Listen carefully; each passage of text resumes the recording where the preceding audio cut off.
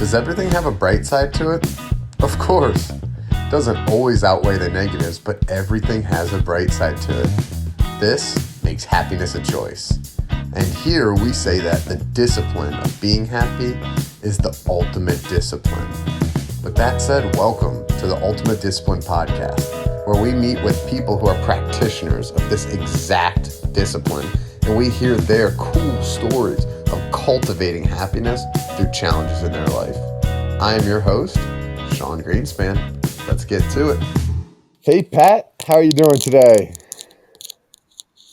Pretty good. How's it going?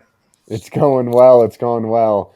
I got to tell you, I have been excited about this one for a while. For those that don't know, actually, I'm going to flip it over to you, Pat. I feel like you're going to be able to introduce yourself. But I've been really following your content for a good bit now, and it's consistent inspiration to me. So I'd love for you to just tell everyone a little bit about yourself and kind of why we're chatting today. All right. Well, my name is Pasquale Russo. I do go by Pat. Um, I'm from Las Vegas, 39 years old. When I was 16 years old, I got in a car accident, paralyzed me from the chest down, leaving me quadriplegic. I do have use of my arms, but I don't have any. All I have in my fingers is my wrist motions. So, wrist down, I could pull it up, and that's how I close my hands. But other than that, that's all the movement that I have throughout my fingers. I found a passion in woodworking and just have been putting my work and content out on the internet and getting good feedback with being an inspiration. Dude, Zane's who connected us, and you were certainly an inspiration to me. I was, you know, I have at the time. It's funny how things are so timely. I was looking to get into a little more creative side of myself. Working with my hands a little bit. For me, it was just going to be drawing. So I wouldn't say working with my hands, but creative output. And I was giving myself excuses, right? Don't have time, whatever. Don't have the energy at the end of the day. And that's when Zane sent over, one of your posts, and you're making beautiful woodwork, and you have, several excuses not to be doing stuff like this. And I just, I found, the story. I'm sure you get this a lot, but it's inspiring. I love some of the things you post. You recently post one. What was it, like handmade work with hands that don't work or something? And it's beautiful Yeah. work too. It's beautiful work too, right? It's not like it's just it's just like junk. Like it's awesome stuff, dude. So I want to let you know you really inspired me, and I'm sure you get that a bunch, but uh, will you tell me a little bit about why you're doing woodwork? You know, not really from like the woodwork side of it, more like I think that I'm assuming there's something behind it about you working with your hands that like really kind of drives you quite a bit, huh? Well, definitely. When I started woodworking, I was making some life changes. And in doing that, trying to figure out ways to make money, I was just kind of falling short everywhere and giving up. And my neighbor threw away some old chairs, and I started refurbishing them, and it really just felt therapeutic. I got my mind into a good place where I wasn't thinking about crazy things or how am I going to do it or put myself down trying to figure it out. I was just appreciative and present in the moment with it, and that's where it mostly started from, was the kind of a therapeutic side. Later on, I started posting my stuff, and I got a lot of feedback with people liking it, and I started getting the word inspiration a lot and inspiring. And then I had a video that I wouldn't say that I went viral, but my kind of viral, maybe like 80,000, 100,000 views, and I got a just like a downpour of comments of, you're an inspiration, thank you, you inspired me. So within all of that, I kind of felt more of a purpose, and I had a purpose, and I feel my purpose is to inspire. and I get to do that through woodworking and just living my life and other things that I'm doing also. But woodworking is like the main one that I'm coming out. So once I felt the purpose, my passion really got deeper, and so yeah, that's I would say the purpose and passion behind it is where I'm at with the woodworking. Yeah. Yeah, purpose. I just finished rereading a book called The Art of Impossible by Stephen Kotler. He talks about kind of like the flow mindset. Um, and it's Mhm. funny, he talked about, multiple things, and one of the biggest drivers to it is purpose. And feeling that you're actually doing it for a reason. And it's pretty cool if you're able to um, make money, enjoy something, and inspire people. Some people would say you're a pretty lucky man, right? That's I've heard a lot of people say that when there's purpose behind your work, it's not work anymore. And I'm sure that's probably how you feel about woodwork. Yeah, that is. But most definitely, I always I get a lot of comments in there where somebody always says, if you put your mind to anything, or mind to it, you could do anything. And I always correct it because I don't believe in that saying. I believe there's more to it. If you find something that your mind is easily attracted to, you'll do things you never thought you could do. It's pretty interesting. I was just in the gym, and someone we are talking about this. Tell me if this aligns with you. We are talking about discipline and passion, and he drew a line with discipline on one side and passion on the other side, and kind of said like some things like you have the discipline to do, you're forced to do whatever. Some things like you just love to do.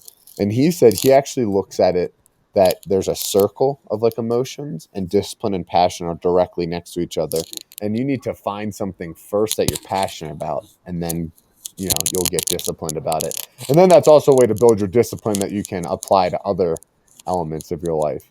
Is that kind of similar to the way that you're thinking about it? Yeah, I could definitely put it to that. I mean, I feel once I started doing this, I I don't feel I miss it when I'm away from it. If I'm doing something different from it, anytime that I am doing something else, ideas are popping in my head, and I'm jumping in and editing a quick little video or something to do with it. You know what I mean? I always have something that's drawing me to it when I'm away from it. So I believe that the discipline of it, like you said, once you get so passionate about it, the discipline just kind of falls into place because I feel I feel off when I'm not doing it. Yeah, that's the good thing to say about your job. So Yeah. the social media, you must have thought that you could kind of inspire people because you started posting before you had a following, obviously, right? What was that initial reasoning to start the posting?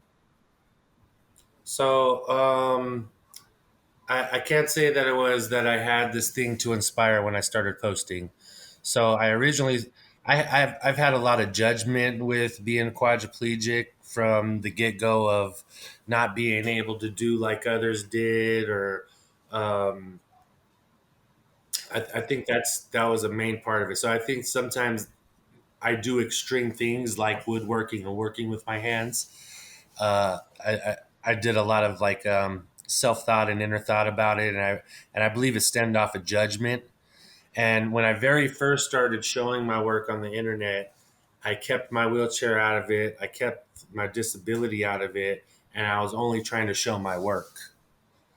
Interesting. Once, so the people around me that knew my situation were giving me the inspiration and all those thoughts. So then I jumped into one where I finally came out and just put, handmade work with hands don't work. I'm a quadriplegic.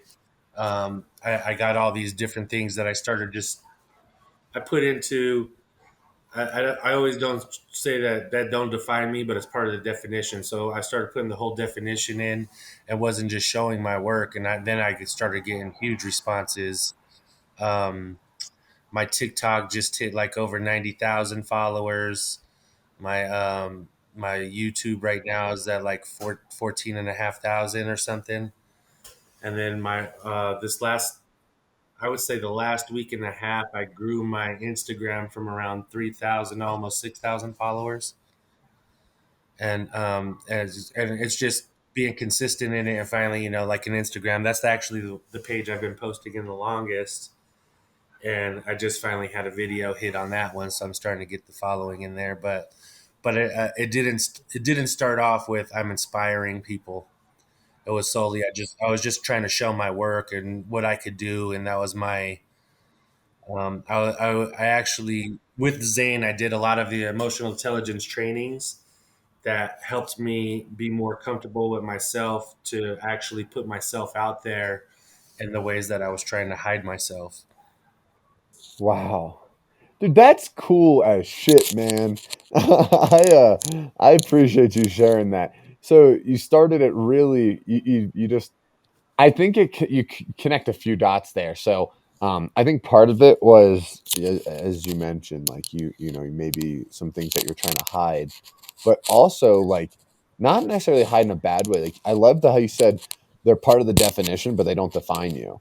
Um, I think you were kind of saying like apples to apples. Like I just produce good woodwork. You know what I mean? And that's what I wanted to get Yeah, out there.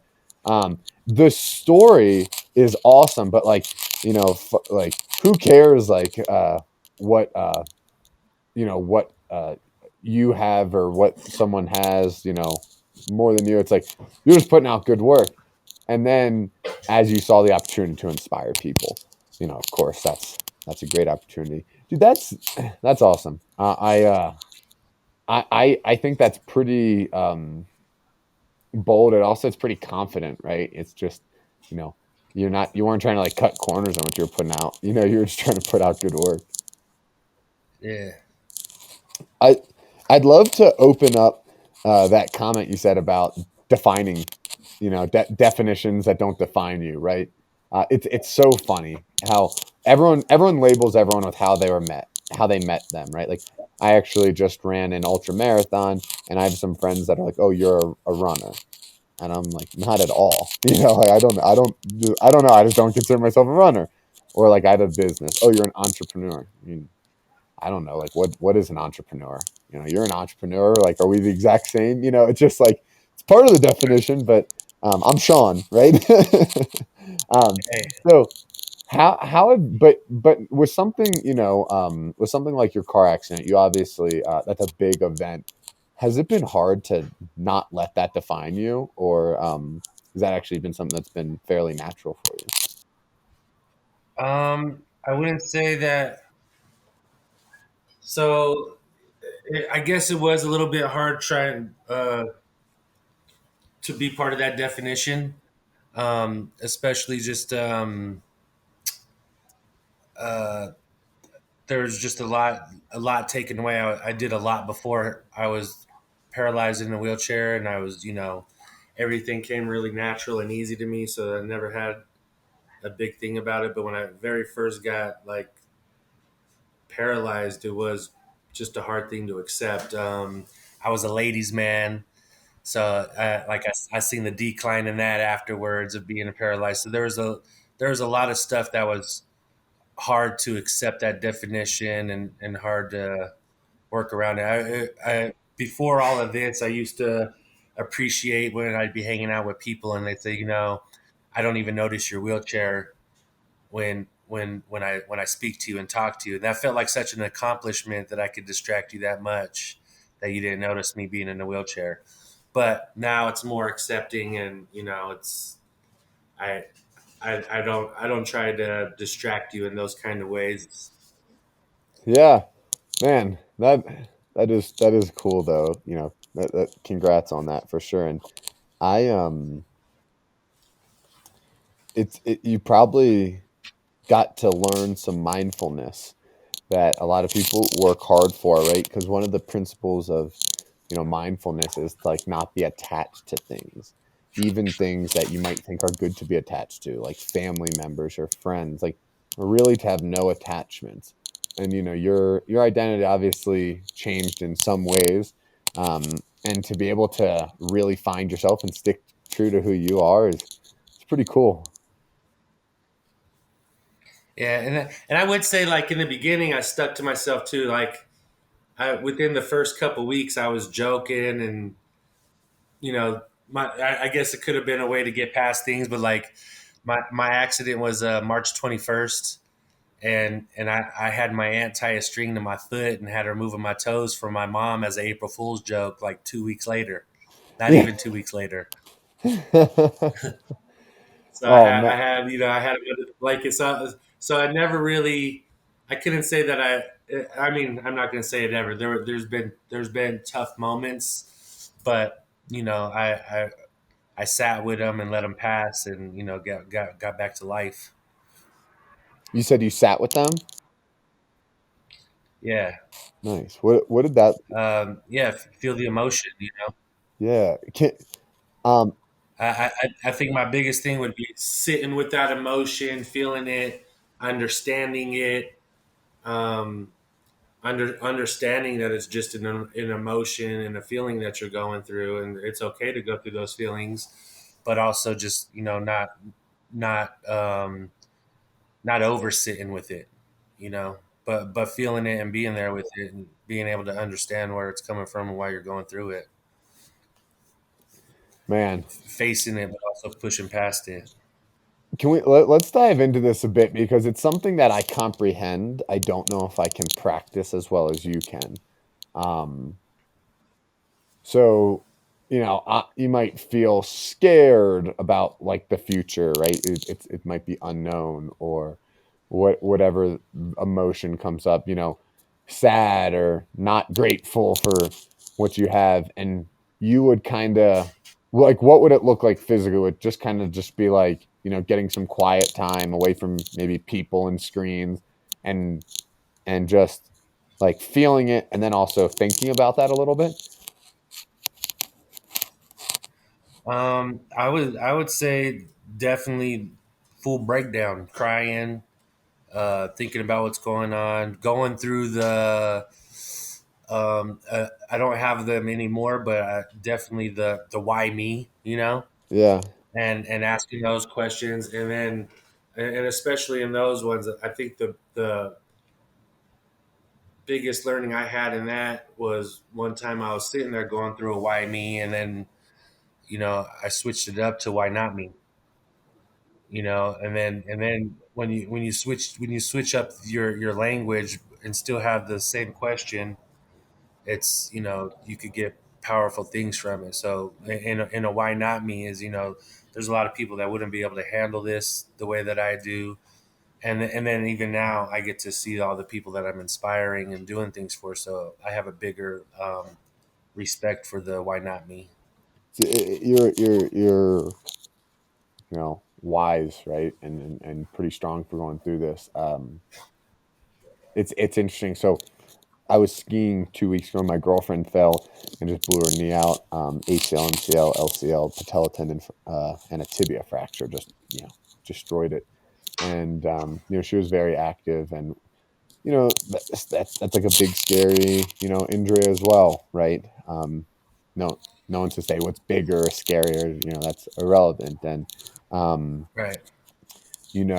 she uh, we've been talking about this a lot, and it seems like I don't want to speak for you at all, but it seems like in some ways this accident that you had, uh, tremendous things came out. It shaped you mentally and spiritually, and it started this business and inspired thousands and probably millions of people with the TikTok, and it's like you're just sitting there thinking like like maybe it was one of the best things that ever happened, right? And like, I mean, like from what I know of you, and when I'm enjoying this conversation, it's just like I feel like I'm talking to someone that's been there, done that, and is wise, and I can learn from them, and I'm sure others have that as well. Um, and I think it's probably a good lesson for people to just not really judge what's happening to them, and just like you said, if you have emotions about it, feel it, learn from it, but then run with it, like run with whatever your situation Yeah. I yeah, you got me there. is. Uh, was there a question in that? Sorry. No, no question. More of a thank you All right. for showing me that, All right. dude. Yeah. Yeah. Thank you. Of course, man. It was just really, yeah, it's inspiring. But yeah, I don't know. It's funny when you take something like that and then you boil it down to something like, oh, like you get a fucking email you don't like or whatever. It's like, you're really gonna let that shit bother you when first of all you don't even know the outcome, right? Like you didn't know that this was going to lead to so many beautiful things. Like you don't know the outcome of things, so it's just kind of like it's fine to feel it for an appropriate amount of time, I guess, whatever that is, and then I guess do something with it, right? Definitely, and just like how you said, going with the flow. So that's a big good thing I'm doing right now, going with the flow. If I see a door cracked open, I'm jumping in there, opening up that door, and see what's on the other side, and I just keep going with the flow on that side of it. You just I keep mean, it even like pushing. doing this is now like my third podcast that I've been on, and like I didn't have even a thinking of it was going to lead to doing podcast or having these type of conversations, but the door's open. I'm here to do it, you know? Yeah, absolutely. um and like you said, keep it moving, keep it pushing, right? That's the name of the woodwork Yeah. company. I love Yeah. that. I Keep it love that. pushing. Dude, let's talk about the why not me quote. That's pretty cool. Um I think everyone gets why me, right? Everyone feels that all the time. Dude, Yeah. I'll like it's so funny. What before I ask you to dive into why not me, I do want to tell you just like how I love like watching my own mind, right? So, um, you could say right now I have a lot going on. I have a company. I'm launching a second company. I'm working 12 plus hours a day. I try to train twice a day, which is fun and I love it, but it takes time. My girlfriend's laid up on the couch, so laundry, cleaning, food, grocery shopping, well, that's all me. It's all good, right? But there's a lot going on, and um, last night, dude, I went to bed late and I had an early wake up call, and I was gonna have like just like shit sleep. And as I'm going to sleep, my buddy calls me and says, "Dude, I was driving on the road. One of my tires popped, drove into an ice bank. He's okay. Car was okay. But I'm 30 miles west in the mountains. It's snowing. It's 11 p.m. I need you to pick me up." And I was like, "That sucks for you. Also sucks for me. But whatever. I'll pick you up." And for a second, I started feeling like, man, I'm working so hard. Like, why is this gonna like bother my sleep? And then like I was like, dude, like this dude, it was -7 degrees, right? He couldn't get in his car. He's standing outside in a mountain town, like the wind's blowing. It's like his phone's about to die. Like he literally like needs me to come scoop him up. And like I tried to quickly change my mindset to like, dude, I'm here for my buddy. Like I'm going to pick him up. I'm going to be the hero for him. Like I'm happy to do this. But my first thought, Pat, was totally like why me, right? Like why does this happen to me? He couldn't have called someone else, like, you know what I mean? And it's just like that's just no way to live, like feeling like people are coming at you. Yeah, it's definitely not a way, but it's also good that you recognized it. You know, I think even in a lot of this stuff with when you're doing inner thought and trying to work up your mind, you still go back to those moments, but it's being able to stop the pattern, and switch up the behavior real quick. That's ultimately what helps you get Yeah, forward happily, and being able to recognize it. yeah, you're right, just being able to recognize it and catch it. I don't think even monks, right? I think like they're gonna have these thoughts, but they could probably just catch it more often and quicker is probably what I would guess. Yeah, and I think the more often you do catch them, the easier you catch them, the faster it's catch them. Sometimes you feel it going there, and you hurry. It happens almost instantly to where you're able to switch it up. Um, I had a big class that I did with this guy called Chris Lee, and he always just was like, be happy for everything, and that was one of my bigger one of my bigger understandings later on. To like, I got to see this as a blessing in disguise through being happy for it. And once I started seeing all the things that I got afterwards, the life I could have had without this happening definitely changed it up to the why not me, and um, I've done a lot of dumb shit in a wheelchair, so I could only imagine what I would have done not in it. And I yeah, so being grateful, and I love that part because I was on the way to the class, his class, to take it for a second time, and I hit the wrong exit, and I got to catch myself in that moment because I'm pissed off that I'm about to be late. I didn't want to be late, and it took me on a whole different spin. But catching myself, and it was just this was meant to be. This is what's supposed to happen. I could have caught that one, got in an accident, and not even made it to the class. You know what I mean? Like that kind of thought. This happened for a reason. There was a reason why I got off on the X one, on the wrong one, and I ended up not being late. So all of it was a big old thing in my head to begin. So I got to You even weren't even late. Yeah, like wasn't late at all. It was an extra 5-6 minutes to get on and off somewhere else and get back on track. But got to be grateful for that moment because you don't know where it could have had you. You're still here. So that's how I look at a lot of things. Is you're just if you're still here, you're still here. It happened for a reason. dude, preach that. Clip it. That's one we're clipping for social media right there. I just I have two things that come to my head, and one sounds like a little cliche, but like you know, when people like you said, like maybe if you got on that one, you would have gotten an accident, right? Like when Emma fell and blew out her knee, it was a really icy day skiing. I ski fairly aggressively, which might not be the smartest or whatever. And if I fell on an icy day going twice as fast as her, maybe it would have been much worse, right?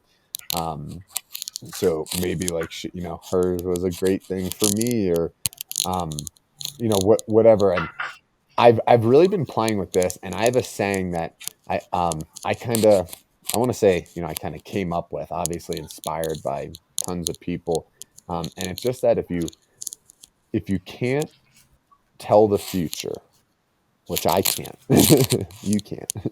Don't judge the present moment, right? Right.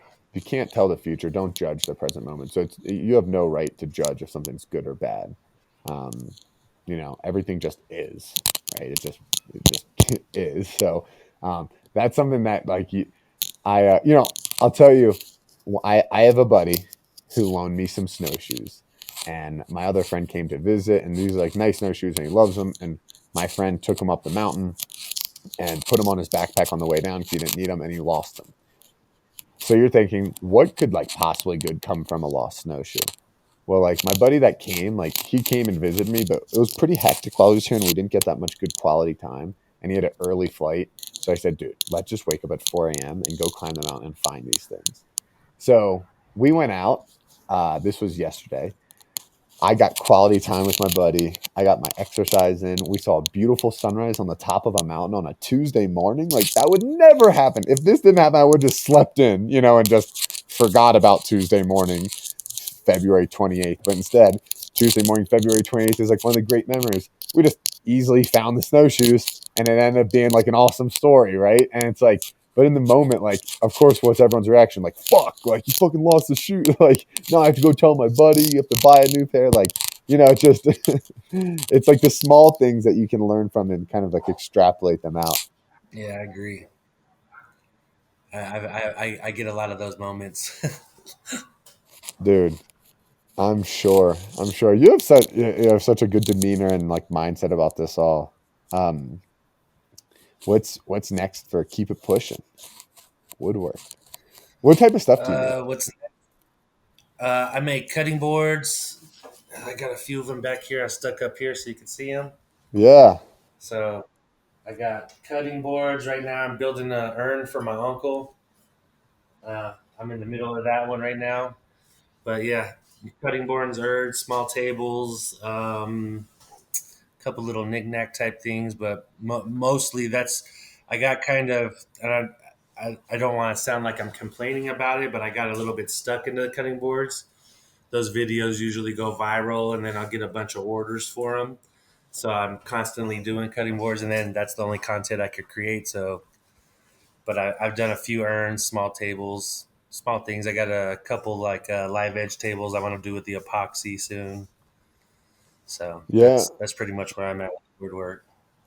that's awesome. Yeah, I mean, but like the design. I mean, a cutting board's not a cutting board. Um, you have all these different styles and patterns and stuff like that. That's Oh cool. yeah, I do ingrain cutting boards, and I really like doing the. So I have to do a main. I have to do a main board that's measured out precisely, and then I take cutoffs off of that, and I usually will flip the blocks back and forth, and I'll get a design like that. Um, that one's a little bit more easier than a couple of other the other designs I have, but I like it just for that because it starts off at straight lines, and then like I said, you flip them back and forth, and you get a cool pattern in them, and getting everything to line up perfectly right, and so there's a little bit of precision that goes into them, but uh, I enjoy I enjoy the hell out of doing it, and I can't wait to do bigger and other things. I do want to do the cutting boards. Another future thing that I was actually just talking to someone earlier today. We're going to start doing our own podcast. I feel like a lot of the podcasts that I've done, I get to hit PowerPoints, but don't really get to dig in on one topic and get deep into it. So that's going to be a short here in the future, starting a little podcast to do. I do want to do speaking, inspirational speaking or something. I still have a little bit more practice to do with that. I don't have a great delivery all the time, so I'm working on that, and that's where my future is headed to right now, and seeing what happens on the way. Dude, that's awesome. Don't ever stop. If someone went to find out about it, it would keep it pushing woodwork.com. .com is my website, and then all my social media platforms are Keep It Pushin Woodwork. Actually, I'll show you. I got on the back of my shirt my logo, Oh, awesome. so that's the whole Keep logo it that you pushing. I see. love that with the saw blade. Yeah, What's your shirt say? I didn't know that was yours. yeah. This is my shirt. It's dwelling on one thing you can't do will blind you from 100 things you can do, and that's been my quote that I put out there on my shirts. Dude, let's wrap it up on that. And if this is just a PowerPoint, we're gonna have to do slide 2 and 3 later, man. But for those that don't know, I got introduced to Pat from a mutual friend. He has connected us. Me and Pat just threw this time on and jumped on. We have never even spoke before this, but dude, I have just enjoyed this top to bottom, Pat. And I want to stay in touch and have you on again. Maybe one day I'll hop on your podcast. We could, connect, dive deeper into some topics. But yeah, I really appreciate it. And I want to let you know from someone that's making an effort to spread people's message around happiness. Um, it's clear that you've done the work and you're doing the work. And I appreciate that. So my goal is to do the work to grow this podcast so we can promote that message. Yeah, I'll definitely send me some clips. I'll throw them on my videos. Hell I'll yeah, help you man. promote it as much as I can. Dude, you rock. We'll definitely connect on that. And on that one, I'm gonna thank you for coming on, and just hope you have a great day, start of the month, and year. Yeah, appreciate it, man. Thanks for having me on again. Anytime you want me on, just get shout out. We'll make it Thanks. happen. Hey, thank you for watching today's episode. If you got something out of this, it would mean so much if you could just take a second and give us a rating on whatever platform you're watching it on And it would mean so much to the world if you could just find one person that you think this message resonates with and you could share that with them. Thank you so much for your support. Looking forward to share the next episode with you.